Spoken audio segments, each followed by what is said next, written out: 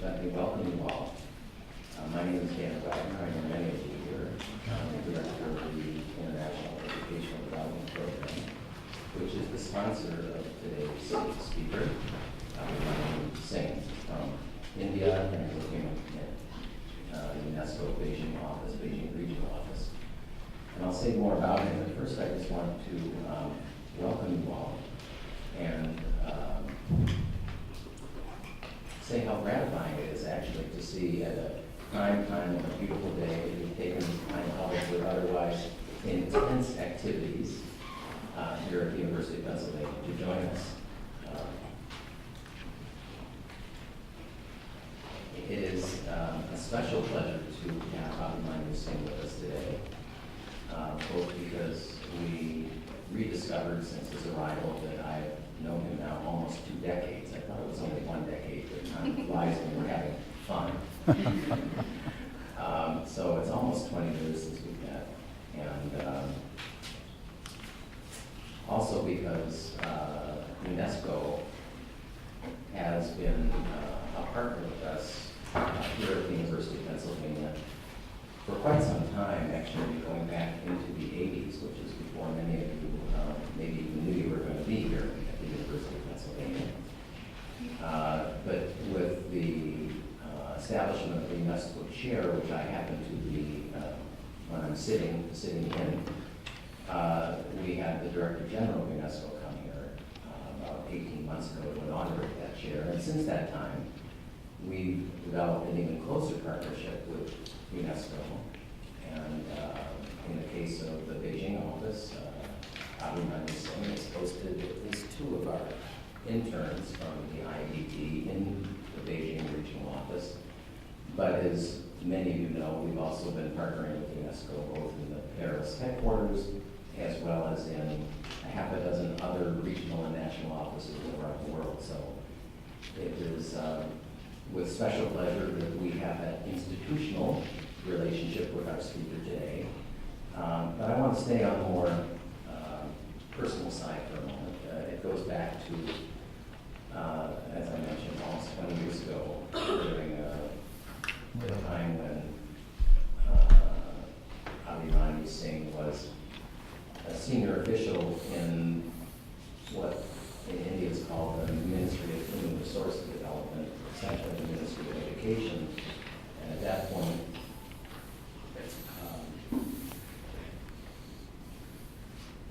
helping to lead the review of education in South Asia that was taking place in New Delhi.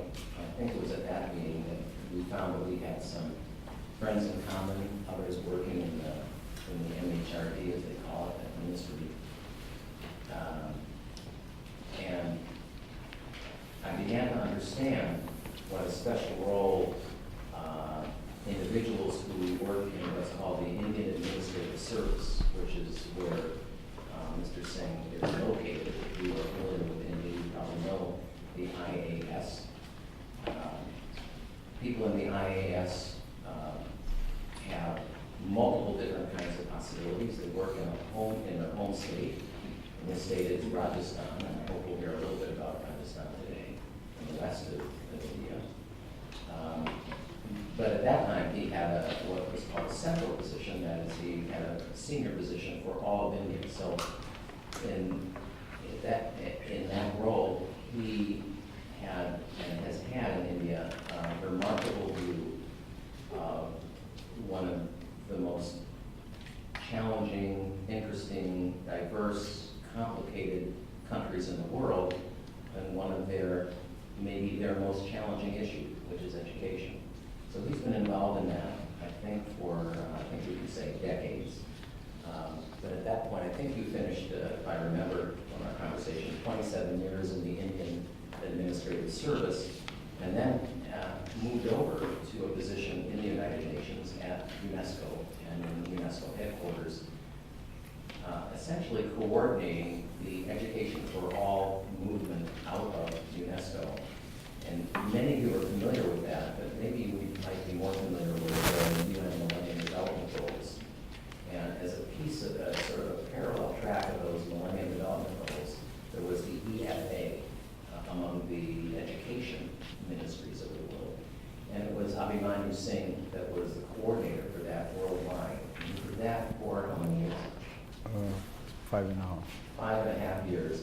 And since that time, he was then posted to national and regional offices, most significantly to the office, UNESCO office in Abuja, Nigeria, and subsequently now 5 years in Beijing.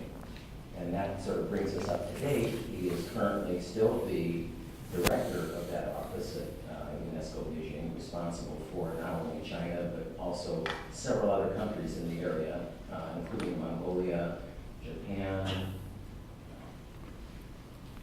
South and North Korea. South and North Korea. So I had an opportunity yesterday to hear something about North Korea, a very interesting, unusual educational perspective on, and other perspectives on North Korea. Anyway, he's going to speak for 45 minutes and open the questions. I gave this a little bit longer, personal kind of presentation because if you have interest in any of these areas, whether it's in Paris where it was for 5 years, or Nigeria, or visits to North Korea, or life as a UN civil servant in Beijing, or of course many years of working at the top of the system in India, these are the kinds of questions, in addition to those that come up in his presentation, that I wanted to alert you to. So I will stop there, and maybe we can give an initial applause to Abhimanyu Singh, and then we'll hear what he has to say.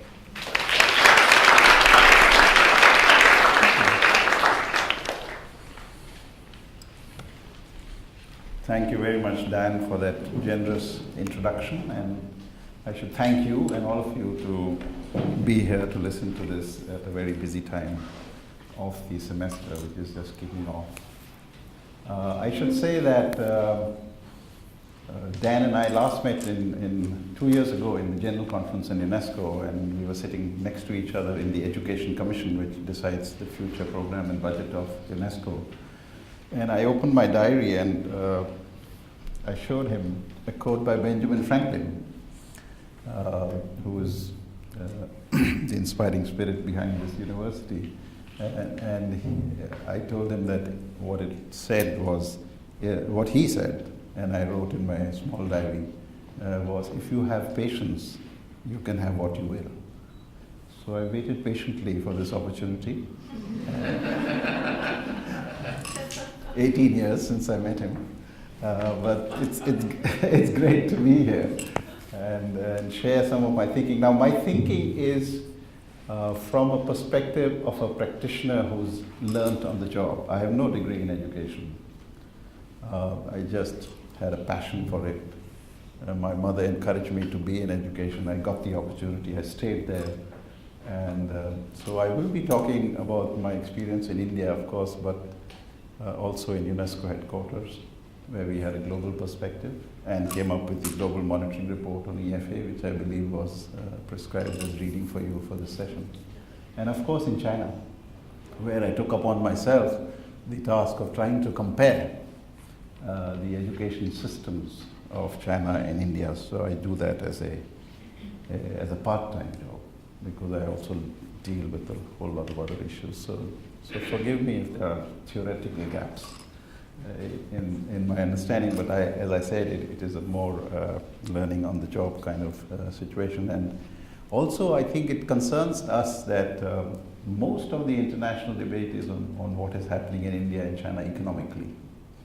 You are always talking about, every day I think the whole world is talking about rates of growth, per capita income, foreign reserves, investment in infrastructure, and so on and so forth. But fewer people are talking, very few in fact, and I hope more of us will talk about it.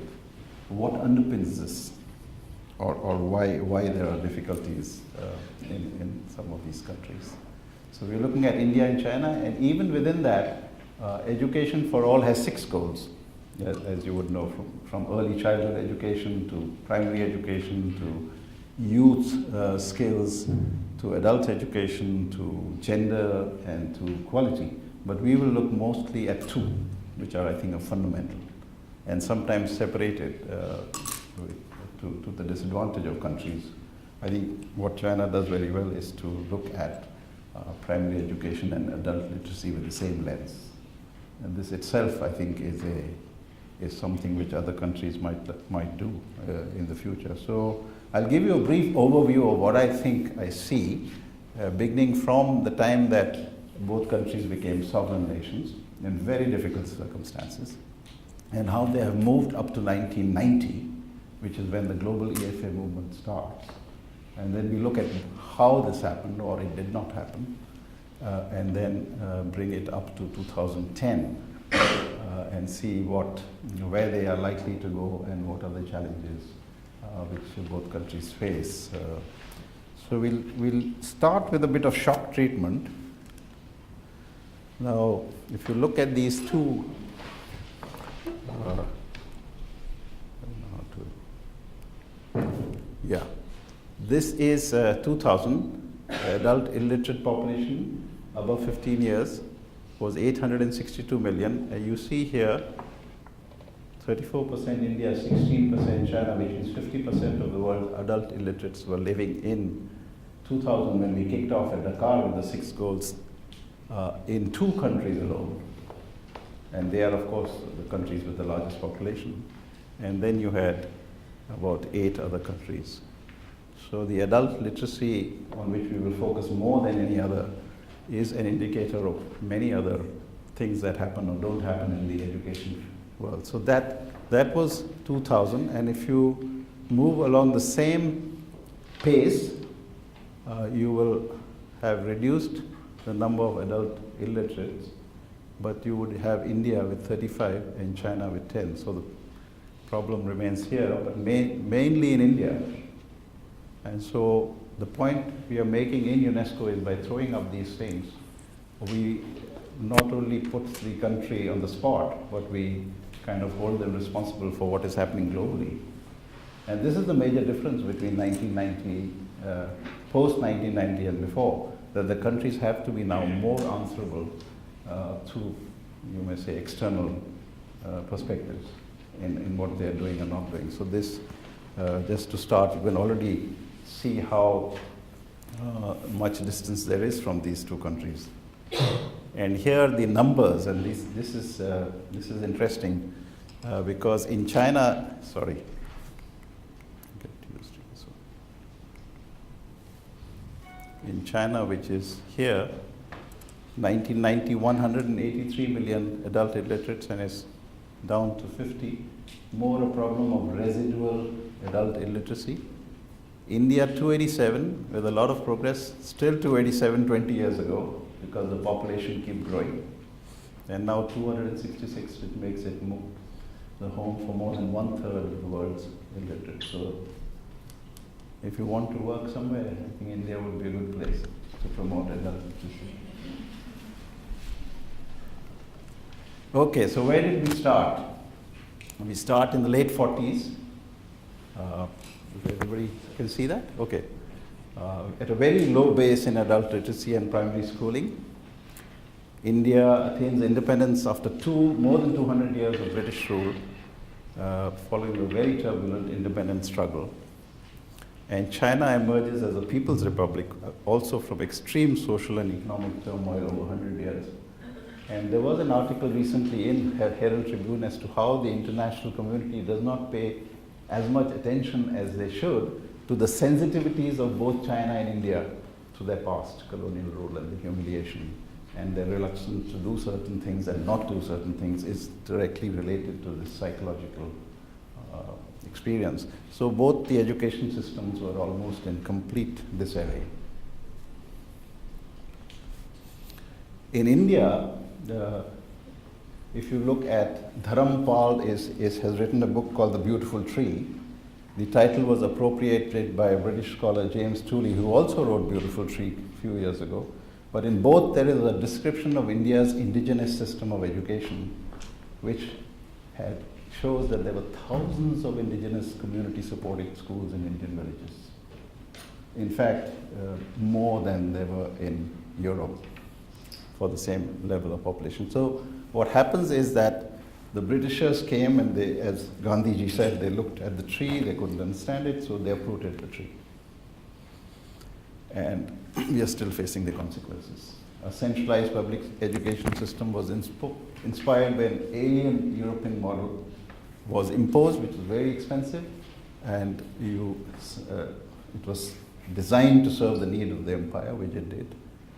And I think the problem with India has been that that system has not really been uprooted yet completely. So that in China, also semi-feudal, semi-colonial China came up with various initiatives, could not quite get it right, and it is the People's Republic of China which really addresses the problem of mass education after 1949.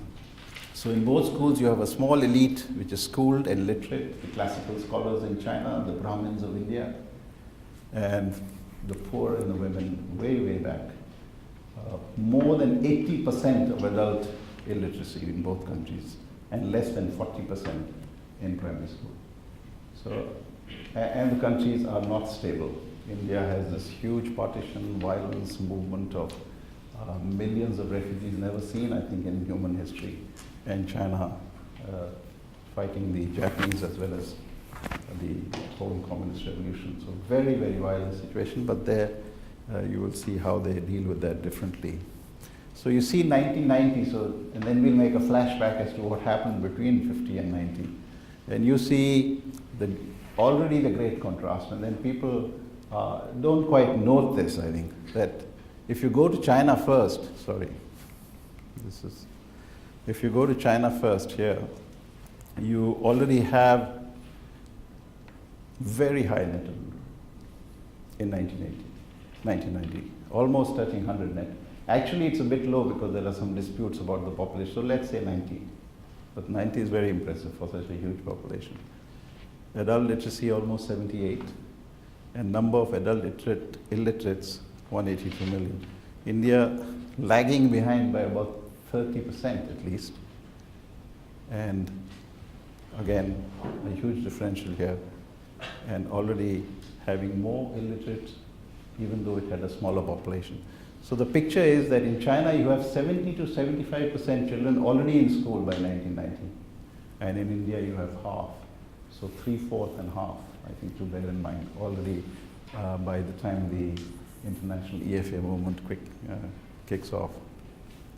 So what happens? Why did China make rapid progress and India not so rapid progress? So we look at just a snapshot because we don't want to go into too much technical detail. China's constitution included both the right and obligation of adults to education. India's constitution, even till today, has no right to adult education. It has a right to primary education, but not to adult. And the obligation, so it's the citizens are also responsible for their own education. There's no escape. The state enforces the right, and the citizens have the duty to make use of that opportunity. The first school system, already in 1951, draws lessons from the Soviet experience. They had Soviet advisors actually sitting in the ministry, introducing short, condensed 2 or 3 year courses to accelerate achievement of elementary education among adult learners. And the focus is squarely on workers and peasants, workers and farmers and non-farmers who had been completely neglected in the earlier period. So immediately you see that revolutionary egalitarian outlook being practiced in China.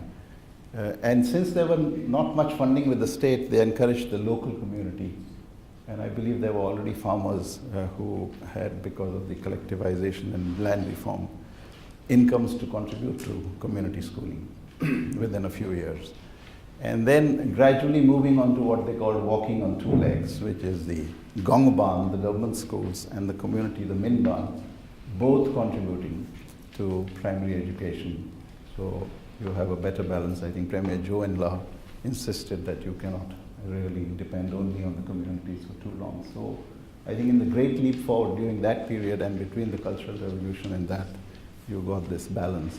But Minban has haunted China for a long time because it meant that the rural teachers and rural schools are underfunded compared to the urban schools. And the teachers are not so well qualified. So there is some kind of legacy there. And also students' grants already starting in 52 for the needy and poor students, which is I think quite important to note. Again, that attention to the deprived population from the beginning. A very pragmatic, systematic approach in China, stage by stage. They looked at the characters and found that these are too complicated for peasants and workers. So they introduced the pinyin, which is Romanized spelling, linking the ancient Chinese culture to the modern one. Number of characters are simplified basically to reduce the burden for new learners among peasants, it should be peasants and workers. And then as a result, you have rapid literacy because of the reduced burden. So you would see again this partnership between academia and the political setup in China and the party, all looking towards solutions, how to educate people who had never had the opportunity. And the social responsibility for schools is shared.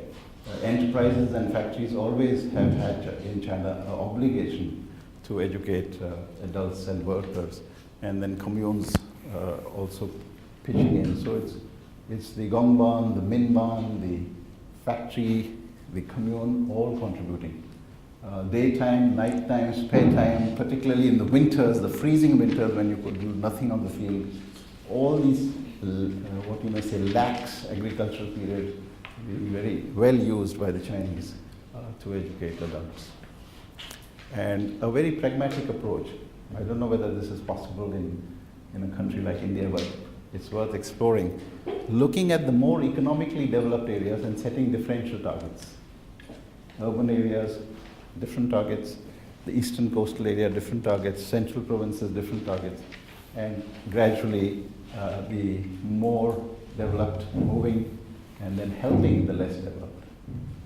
So the east and the west have different targets, phased, gradual, and then similar regions are grouped together, and the strategies are also appropriately synchronized. And then in 1986, bringing a law for free compulsory education, where 9-year free compulsory education becomes a public welfare cause. The problem was it was costly and poorer students were dropping out or being left behind. So once you make it a public welfare clause, then it becomes the responsibility of the state to deliver free education, free of cost, a legal basis which enforces accountability, a state guarantee of funds, something which has not been even attempted in many developing countries till today. There's not good enough to have policies and legislations and laws if you don't have the funding. The state guarantees that 9-year education is free and compulsory. There is no excuse for not doing it. And the decentralized management of funding basic, somewhat controversial, and there are issues here which we can discuss during Q&A.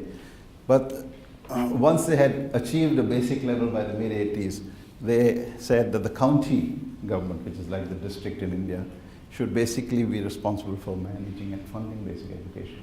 Provincial and national levels then taking care of policy, coordination, and higher levels of education. So the delegation and the delineation of roles and responsibilities is quite sharp and clear, and therefore the accountability also. And then balanced development, always looking at the backward areas and the forward areas, and as I said, calibrating the approach to their needs, but also making the economically developed areas responsible to provide aid for the economically less developed areas.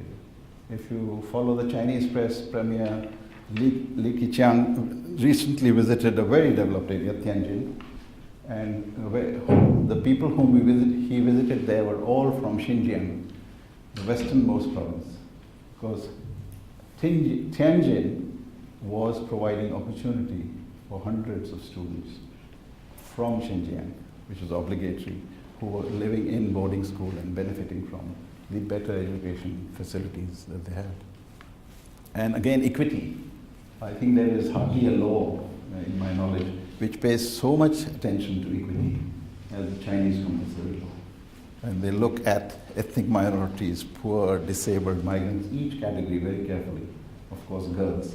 And one of the strongest achievements of China has been gender parity in education.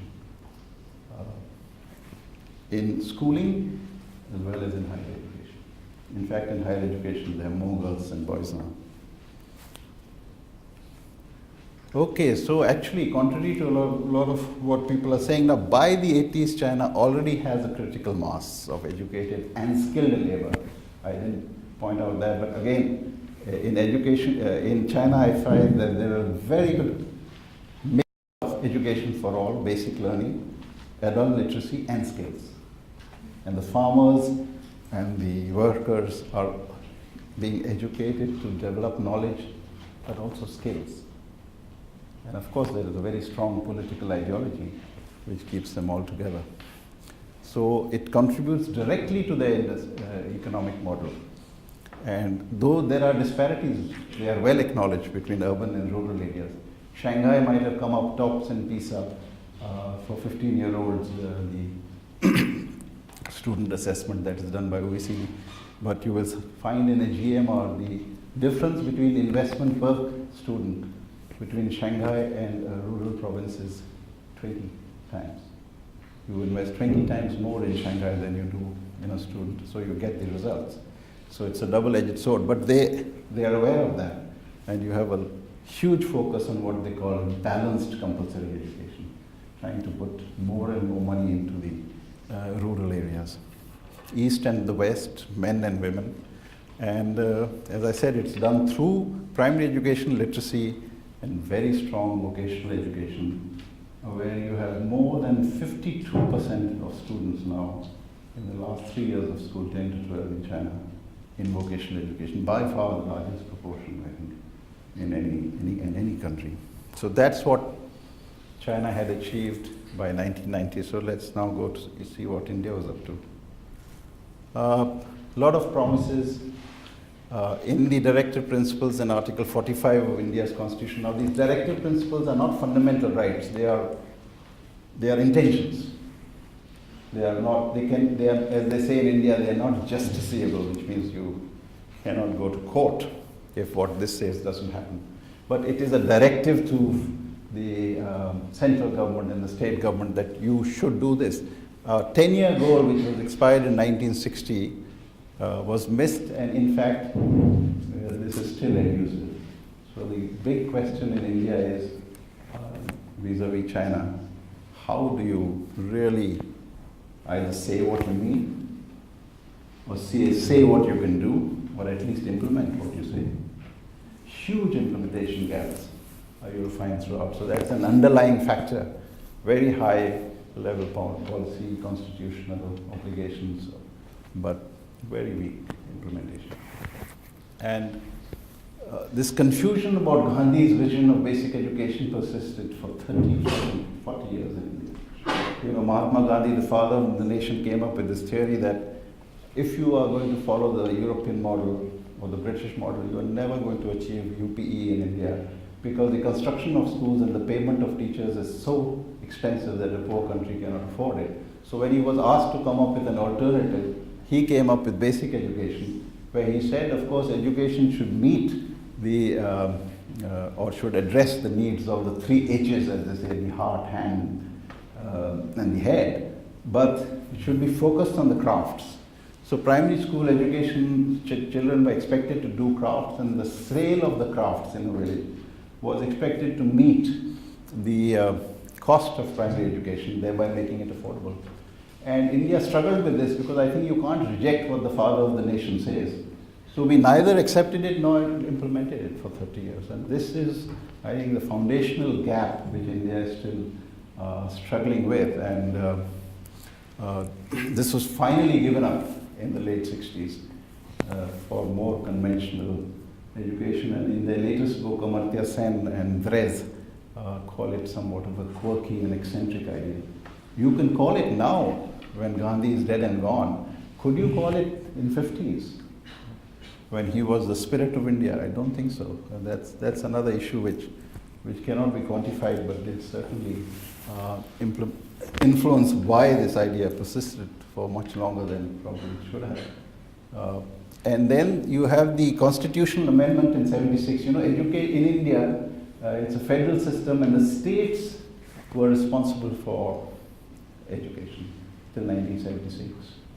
Then it is brought on concurrent list, which means there's a dual responsibility between the center and state for education. So that may have been a mistake as well. I think some further research by some of you should see what happened, because in another slide later on you will see the vast differences. More than 50% difference between adult illiteracy in the best state and the worst state. In China, less than 10. So obviously there is a federal issue here coming into play, which is often ignored by educationists, saying this is a governance issue, it should be dealt with by political science. But I have now come to the view, and argue with my daughter who teaches political science, that this is actually an issue which we must address in both disciplines. But anyway, so there is a flurry of action by the national government once they get hold of the education as a concurrent list. There are schemes of the National Adult Education Program. First one launched in 1978, 30 years after India's independence. Satellite instruction on TV, far ahead of its time. Non-formal education for out-of-school children to give them flexible, open education at night or whenever they could attend schools and so on. But none of them could be sustained. All of them you would find. So this is this stop-start thing in India. Somewhat ad hoc, somewhat half-hearted. You start all these great programs, and the National Education Program for Adults, I think it's the only country which abandons a national program in 2 years because of a political change. And it's disastrous because there is no other national program for adult literacy for another 10 years. And you will see what a difference that made. And so what happens is the priority in education is not primary education or adult literacy in India for 30 to 40 years, but on secondary education, higher education, science and technology, engineering, agriculture, and medicine. You know, the high, sophisticated, elite kind of approach. And then non-state actors, meanwhile, of course, so you would say, so what the hell is going on? But the non-state actors, including social and religious organizations, over the centuries, still contributing a great deal to education in India. And if you see the Kerala success story, it is as much credit is given to the leftist governments there, but also to the religious societies, Hindu, Muslim, Christians, all pulling in. So that remains the strength of India's system till today. So what happened when you have these priorities? Some of these results can be expected, but they're pretty good results in themselves, except that you have this huge number of children out of school and adult literate. So you have one of the largest pools of scientific and technical manpower in India, rapid industrialization compared to what was going on before 47, green revolution, which has been written about, white revolution. India is the biggest producer in milk. Only, I think, a cooperative in India has busted Nestle anywhere in the world. So that's a different story by itself. Launch of very prestigious atomic and space programs, but very slow and gradual improvement in access to primary schooling. Though the schools went up to 500,000 primary schools, we'll come to what happens because there's a lot of wastage and dropout. So, and there is a narrowing of disparities. There is a Gini coefficient for education inequality, which reduced in India considerably, and this narrowing of disparities is a much bigger issue in India, not only with regard to girls, but the lower caste the tribals and the minorities. So, elitist and urban bias, somewhat controversial statement, but anybody who wants to get a hang of why India's political leadership, administrative leadership, educationists, scholars, whatever, couldn't crack the problem is to read Myron Weiner, The State and Child in India, 1991 from MIT. I think it's a classic. And Indians don't like it, particularly if you belong to the upper caste. I like it because I came into the picture only after 1986 when things began to happen in India. But there is an issue, and he goes into these, the issue of how the thinking of Indian elite was affected by this issue of caste, as well as of not being able to address child labor, which they thought was okay in certain circumstances. China has more or less eliminated child labor as well. But India has a long way to go, so do other countries in South Asia. So what you have is very high dropout rates in elementary education. Again, the focus is on enrollment, not on retention or completion of quality. There are huge numbers out of schools, so actually everybody gets credit for getting those numbers into school. So somehow there was a political, administrative orientation and by the bureaucracy to put children in school and then not worry, and then find at the end of 5 years that not many people were really completing. As many as 50% dropout in primary school and 75% dropout in elementary education was prevailing till the 90s. So improved now a great deal, but still. And so the caste discrimination, and also a huge difference between urban and rural areas. That's why I said urban and elitist bias. In China, they're always talking about balance between the east and the west, between urban and the rural. But in India, you don't get that sharp focus. Low levels of learning in school. This has been written again by many people now. Children after 5 years not being able to do basic mathematics or read too much beyond a few lines or even comprehend it and so on. So these are long-term investments which somehow India was not able to make. And so, but in 1986 when we came into the picture, that's why I say we can take a different view. Suddenly things happened. And I think the then Prime Minister Rajiv Gandhi doesn't get enough credit for this politically. He launched the new policy of 1986. And for the first time since independence, it was a turning point where shifted government priority from higher education to primary education and literacy in terms of programs, but most importantly in terms of budgets. I was in the ministry, I was in Rajasthan that time, and there was a great energy in India that, in those years that now at last we cracked the problem and we will move fast, which they did, but not fast enough. Also focus almost for the first time on the disadvantaged groups. So a huge number of incentives for bringing girls to schools, from textbooks to transport to cycles to allowances for not marrying, you name it, and they're there. But of course, a number of them are not actually delivered, so the implementation challenge remains. And then you had a number of quality improvement programs for teachers, and also, I think quite importantly, this last bit, I think, talking about promoting privatization, maybe here realizing the limitations of the Indian state, which has never been as strong historically as the Chinese state. So civil society, I think Francis Fukuyama in his latest book makes the point that historically in India, civil society has been more influential than the state. So privatization, secularism, and science were important legacies of this policy. And then, of course, huge, again, emphasis on civil society. 10 minutes, so and then, so we enter, UNESCO and the others enter and say what's going on. In 1990, too many children out of school, too many adult illiterates, too many girls out of school, quality being low, and so on. So we had this EFA movement start in Jomtien for lifelong learning.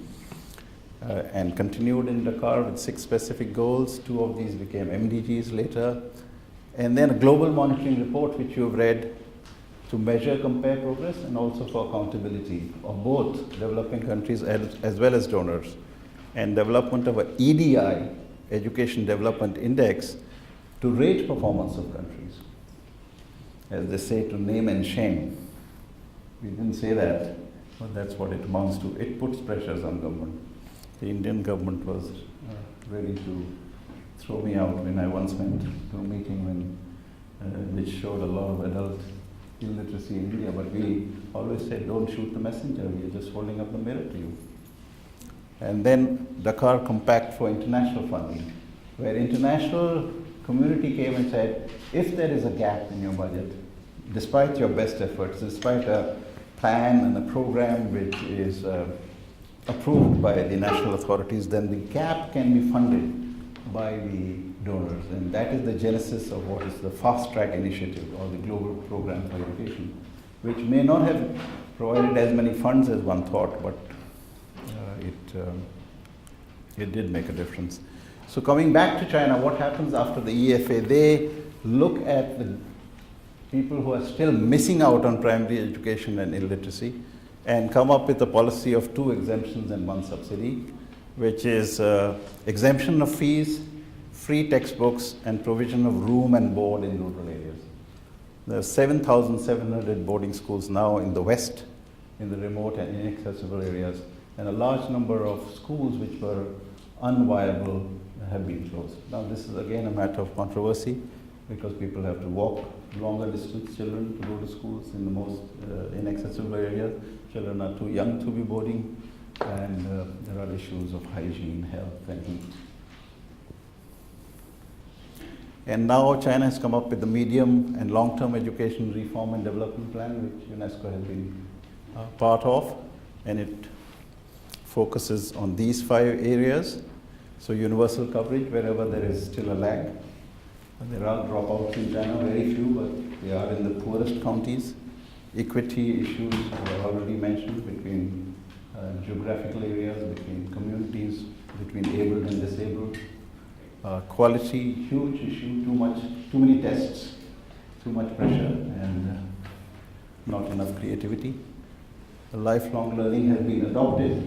This is a UNESCO concept introduced in Jomtien, adopted as policy by a country like China, which shows the influence of global thinking on national development and modernization, which means China is saying it's not enough to have all children in school, it's not enough to have the largest education system in the world. What we want is the best education system in the world. Just to show the problems, I won't go into this because of lack of time, but I think we should remember that there are two issues which China has to grapple with. One is Hukao, the internal passport, where your residence is fixed and therefore your schooling opportunities are limited. And the other one is the Gaokao, where you take this national entrance exam to get into college. And both seem to be restrictive. If you lived in the rural areas, if you're poor, there's no level playing field for you to compete with the rich and the privileged who live in Beijing or Shanghai. So these are issues which will keep cropping up. We can discuss them later. Okay, India again launches a huge number of programs, some of which we did. Total literacy campaigns in all districts with 10 million volunteers. It must be a world record, I think, Dan. And good results, 20% improvement in literacy over 20 years. Midday meals in primary schools for such a huge country, much before China. This was introduced and helps poorer children to concentrate, learn. And decentralization, micro-planning and community engagement through programs. I can talk more about this. And for the first time in India's history, I think, having, I suppose, the humility and the reality to accept external assistance. Till the 90s, we refused to do, saying, we know it all, we can do it. But I think after 1990, the pressure was so great that we had to accept aid from the World Bank, from donors, and it made a difference, particularly in making the education more accessible to girls and disadvantage, and reducing the distance, as we say, not only the physical distance, but the psychological distance between the school and the community. And this of course goes on still. Constitutional amendment, with humility can say I drafted it, so whatever is wrong with it, you can tell me. But there are a lot of debates. It took too long, but at least now there is free and compulsory education as a fundamental right in the Constitution, not as a directive principle, and that means that you can challenge it. Also, early childhood comes into the Constitution, and then there is a legislation on right to free and compulsory education in 2009, but you would note that it comes 23 years after a similar legislation in China, in many other countries. And I think this is quite a revolutionary provision at the bottom here. Reserving a quota for poor children in private schools. 30% I think of India's children now are studying in private schools. But a quota, a revolutionary provision, but let's see how it is implemented. Psychologically, training of teachers, learning materials, all kinds of adjustments have to be made. But it's there in the law and it's been passed, so I think that itself is an achievement. And then you have a huge achievement, 52 to 74% adult literacy. Out of school children from 20 million to now only 2.3 million, figures somewhat disputed, because in India a lot of children are enrolled but do not attend classes. So one of the new surveys have said actually 14 million children don't attend classes. Are they in, you know? So one has to see carefully these figures of the out of school children. Narrowing of gender and social gaps. Now we say that there are as many girls and as many students from the lower castes and tribes in school as their proportion in the population, not less. So that's quite good. But if you look at the gender aspect, there is a huge gap between the, what you may say, the upper classes and the others. So this wealth gap and the gender gap and the location gap between urban and rural areas continues to dog India and in some parts China also. Enhance investments, again, two massive World Bank funded projects, one of which has just concluded, and some innovative financing. Education says 1% tax on all those who pay income tax for girls' education, 2% for secondary and higher education. So you see some examples of innovative funding. But yet, the numbers are against it. Now you have to think, I think, here again of an issue of family. So I don't think I'll finish what I have to say, but I'll keep those last slides on, or maybe I'll take a few more minutes. Yeah. So there is a huge gap here. China, you see this. This is 1990. This is 2010. Reduction in adult illiteracy and narrowing the gap. India 287 here, still 287, gap huge. In fact, in a study done by RAND Corporation, where Krishna Kumar is one of the co-authors, they give a very devastating statistic, which is that actually if you look at the adult women literacy rates in India and China, you can't guess how much the difference is. India 47, China 87. 40% gap. So I think you should stop looking at the male literacy rates. I recommended in a recent conference, just look at the female literacy rates, but not only comparing the gap between India and India, but just compare the gap between those countries who've done it right. 40% is huge in the year of the law 2013, and the numbers you can see are also massive. This is interesting. I'll skip through it because I think we'll have to come back again. Now you have these provinces of China here. Beijing, this is illiteracy. 1.86% are illiterate in Beijing. And you go right down and you don't see the last. You come here, so the difference is just less than 10% between the best and the worst, except for Tibet, which is an aberration, 32. But then you look at India, 5 and 53%. And if Tibet is bad at 32% illiteracy, look at the number of Indian provinces which are below the level of Tibet. And Dan would know this, that those states in India which are below the level of Tibet's illiteracy of 32% are some of the states in the south, which is generally supposed to be much more developed than the north. You find states like Andhra Pradesh and Karnataka with more proportion of adult illiteracy than Tibet. And this is a huge cause for concern and also a policy focus which must be addressed. So these are insights from my experience. I can stop here because I think we've gone through a lot. But these insights from my experience I can come back to if you like, but these are important. If you like, I can go through it, whichever way you think it's better for you. Maybe what you think are a couple of the most important insights. Okay. And then we'll launch it open to the conversation. So China's leaders' commitment is number one. I've been arguing a long time for a global index to measure political commitment to education. I think Dan and his colleagues should come up with one. Not only at national level, but at sub-national level. That is absolutely critical. So they have it, they're very conscious of international image China, and they want to develop a world-class system. That is the insight from my interaction with Chinese leaders. Secondly, they were very, very pained at what happened in the century of humiliation. Never want it to happen again. India, colonial rules tends to be used as an alibi, not as a stimulant to address challenges of development. In China, it's the other way around.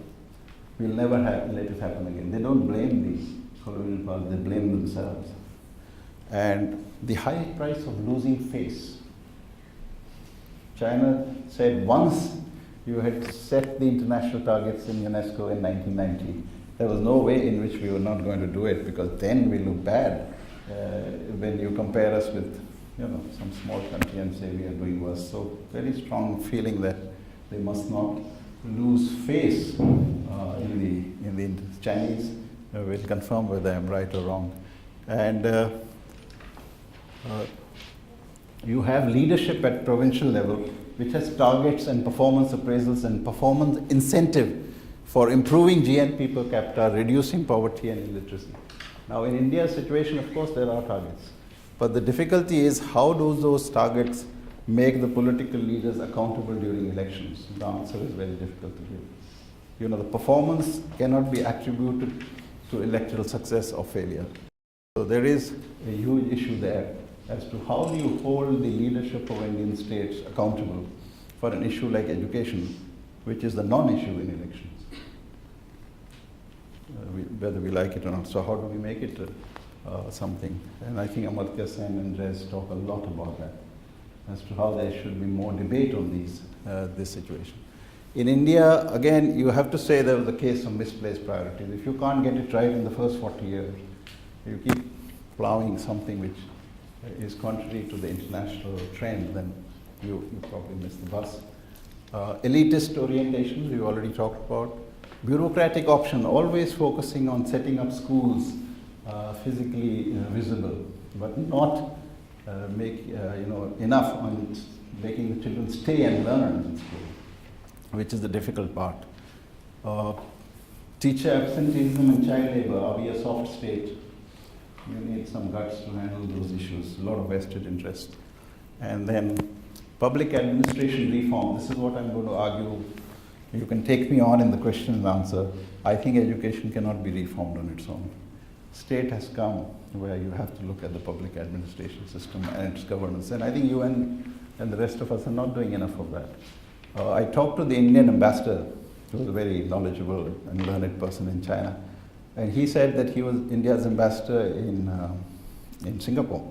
And he had this conversation with Lee Kuan Yew, the great man himself. And he said, in India, you can't get your economic reforms and education reforms done unless you first do public administration reforms. And I agree with him, because if you look at, there was a reform commission in India, and they said, we want quick answers to what should happen to improve public administration. Do you have one good idea to give, Mr. Education Secretary? I said, yeah, empower the headmasters. Headmasters are powerless and penniless. How do you expect them to run the show? There is excessive centralization. One example, in China, headmasters of schools and teachers are recruited at the lowest administrative level, at the county level. In India, at the highest administrative level in the state, result huge number of vacant posts. You can't do it. Okay, so another glimpse into how policy is made. I was there when policy was made in '86, and I was there in China now when the policy made huge difference. Consultation process in India in 1986, pre-electronic era, not bad. Everybody got engaged and domestic experts did well. In China now, huge willingness to learn from international expertise and experience of other countries, especially OECD. So that is missing in India. I think India is becoming more and more insular in my view, and also becoming ultra defensive. Secondly, India's policy, if you read it, very inspiring. There's a lot of rhetoric and exhortations, but you actually can't make out who is being exhorted to do what. Yeah, at times. Because there are statements, I don't want to go into those if you compare, which can be interpreted so differently by different people. China, very specific, concrete, detailed, with differentiated goals, targets, and performance indicators for almost every word that they say in the policy. I'm not exaggerating this because I'm on a committee now working on this issue. Program of action in India, drawn up in ministry in New Delhi. In China, it's much more participative. There are planned pilots and programs in different regions. Funding is assured. And you have this Deng Xiaoping's adage, feeling the stones while crossing a river, which means you roll out pilots, and where the stones are not smooth enough, you don't take them further. But where they are, then you launch and replicate, so you don't, the margin of error at least is reduced a great deal. And then no systematic evaluation of the policy of 1986 in India, even after 25 years. So what are we waiting for? And too many ad hoc interventions. Yes, that's a good point too. What are we waiting for? Okay, question and answer. Thank you. Thanks.